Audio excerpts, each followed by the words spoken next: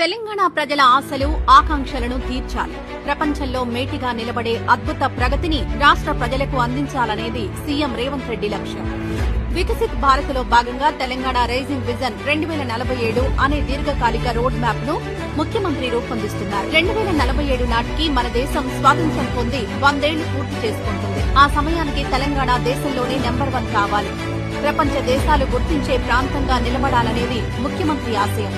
సమానత్వం, సమృద్ది, సుస్థిరతతో కూడిన తెలంగాణ అభివృద్ది మోడలే ఈ తెలంగాణ రైజింగ్ విజన్ 2047 పాలసీ. ఆ లక్ష్యాన్ని అందుకునేందుకు విద్య, ఉపాధి, వైద్య రంగాల్లో గొప్ప పురోగతి దిశగా రాష్ట్రం ముందుకెళ్తోంది. ఉపాధి, మహిళా సాధికారత, రైతుల సంక్షేమం, పర్యావరణ హిత అభివృద్ది కోసం సీఎం రేవంత్ రెడ్డి తప్పిస్తున్నారు.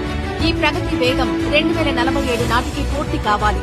పేదరికం లేకుండా అత్యున్నత జీవన ప్రమాణాలతో ఆదర్శంగా బతికేలా తెలంగాణను రూపొందించాలని సీఎం కలలు కంటున్నారు.